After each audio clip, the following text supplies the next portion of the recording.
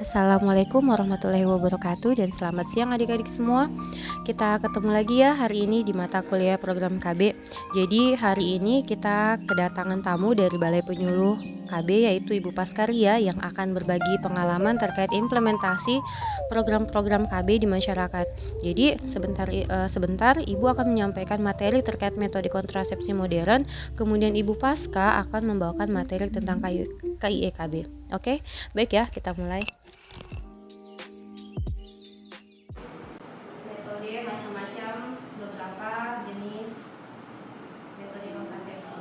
Nah, yang hari ini kita pelajari adalah kita khususkan di kontrasepsi modern.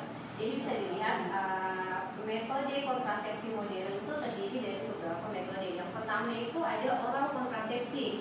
Oral kontrasepsi itu yang diminum. Biasa yang kalian kalau misalnya mungkin bahasa awamnya itu pil KD. Nah, pil KD ini ada lagi jenis-jenisnya. Ada jenis pil kombinasi, ada khusus pil progesteron. Oke, kemudian yang kedua ada metode kontrasepsi suntik, injeksi, ya. Nah, ini juga sama, ada suntik progesteron di dalamnya. Oke.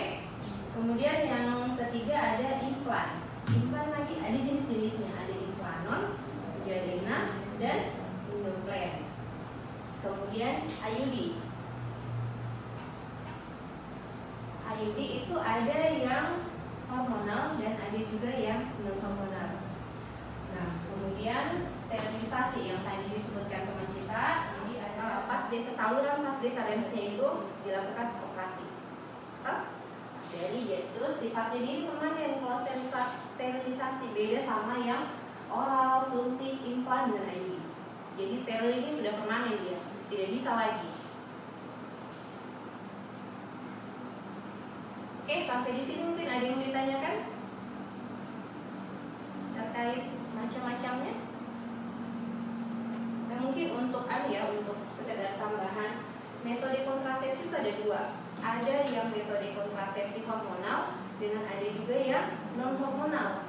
Kalau yang hormonal itu yang kalau biasa kita konsumsi atau kita gunakan, dia itu akan banyak efek samping yang akan timbul. Salah satunya misal perdarahan di luar menstruasi. Jadi itu biasanya kalau kita pakai pil KB, kemudian suntik, kemudian implan yang di bawah kulit.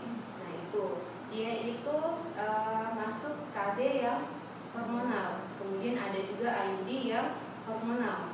Tapi sekarang itu sepertinya lebih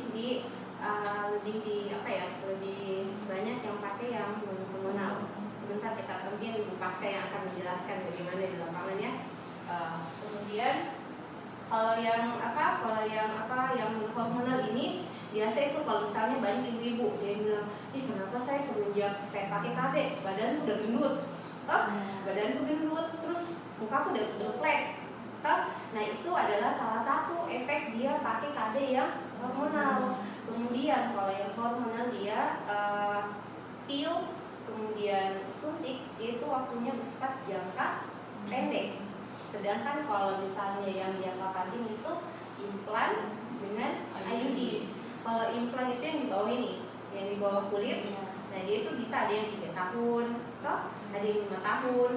Nah, kemudian IUD juga, IUD ada yang 2 tahun, ada yang 5 tahun, bahkan ada yang 10 tahun. Makanya dia itu disebut sebagai metode kontrasepsi jangka panjang.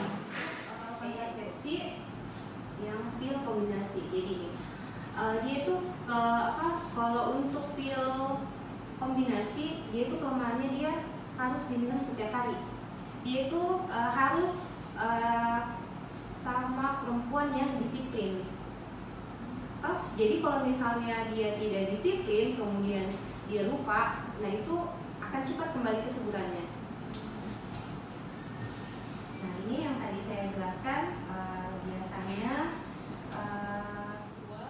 Selanjutnya siklus haid menjadi teratur, dapat digunakan jangka panjang, mudah dihentikan setiap saat, kesuburan segera kembali setelah penggunaan pil dihentikan, dan yang terakhir dapat digunakan sebagai kontrasepsi darurat. Langsung dari keterbatasan dan kontraindikasi. Untuk keterbatasannya, yang pertama mahal dan membosankan, yang kedua mual, dalam waktu 3 bulan pertama. Selanjutnya pendarahan bercak dalam waktu 3 bulan pertama, pusing, nyeri payudara, berat badan naik, berhenti haid atau aminorek, tidak diberikan pada perempuan menyusui, meningkatkan tekanan darah, selanjutnya pendarahan ke vagina, penyakit hepatitis, selanjutnya perokok dengan usia lebih dari 35 tahun, selanjutnya riwayat penyakit jantung, stroke, tekanan darah di atas 180/110 mmHg. Selanjutnya kanker payudara, migrain, tidak dapat menggunakan pil secara teratur setiap hari. Oke, jadi itu adalah keuntungan, keterbatasan, dan kontraindikasi. Coba kita perhatikan di keterbatasan. Di keterbatasan itu ada semua, kayak misalnya nyeri payudara, kayak tidak enaknya di situ. Sudah nyeri payudara, kemudian berat badannya naik, apalagi kalau perempuan toh kita itu paling menjaga sekali namanya berat badan, toh. Nah, jadi sudah itu diperhatikan nanti kontraindikasinya. Jadi kalau misalnya nanti kalau sudah mau ber-KB kan bekal toh, jangan dipakai sekarang kalau belum menikah ya. Tidak boleh. Ini ilmu untuk nanti setelah menikah toh. Oke. Jadi kayak misalnya kita harus memperhatikan. Jadi kita harus tahu dulu untuk jenis metode kontrasepsi ini apa keuntungannya, apa keterbatasannya. Kemudian ini boleh tidak digunakan untuk saya gitu. Karena di sini ada kontraindikasinya. Misal kalau misalnya untuk seperti yang saya jelaskan bahwa untuk yang pil ini dia tidak disarankan digunakan pada ibu yang mau menyusui. Kenapa? Karena dia bisa mempengaruhi atau mengganggu produksi ASI. Nah, kemudian ini tidak boleh dipakai kalau misalnya penderitanya itu tekanan darah tinggi. Kenapa? Karena untuk yang pil itu adalah metode kontrasepsi hormonal. Jadi kalau yang hormonal itu semua biasanya itu tidak boleh digunakan oleh calon aksektor yang tinggi tekanan darahnya itu di atas 130. Di atas 130 itu nggak boleh. Karena dia memicu jadi biasa itu ada mitos jantung saya takut pakai implan nanti dalam lari diikuti nanti aliran darahku, nanti ada diikuti di perut, ada di belakang karena diikuti aliran darah.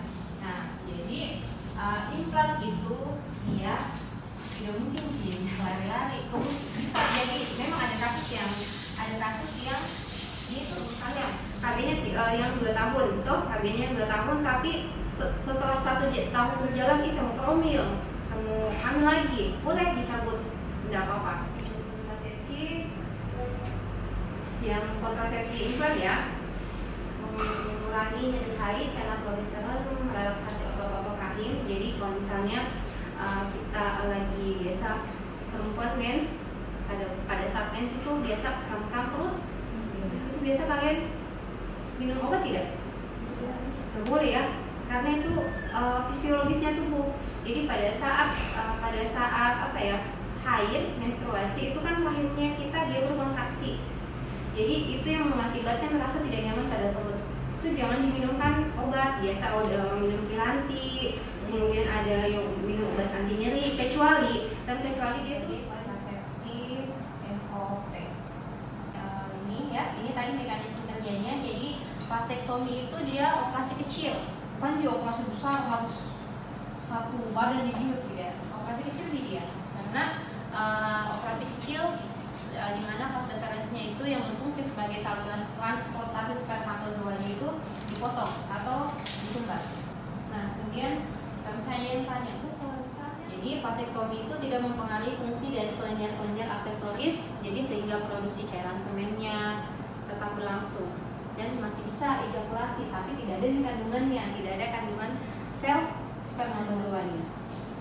Jadi masih bisa. Kalau misalnya hubungan kan masih bisa diejakulasi, tapi di dalam spermanya itu sudah tidak ada selnya, sel spermatozoa.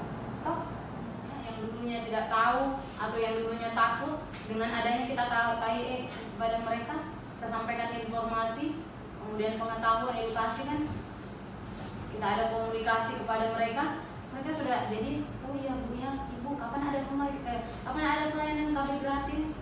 Bisa nggak Bu, saya langsung saja. Nah, seperti itu. Baiklah adik-adik, itu tadi ya materi terkait metode kontrasepsi modern dan bagaimana caranya melakukan KIE dalam pelayanan KB di masyarakat.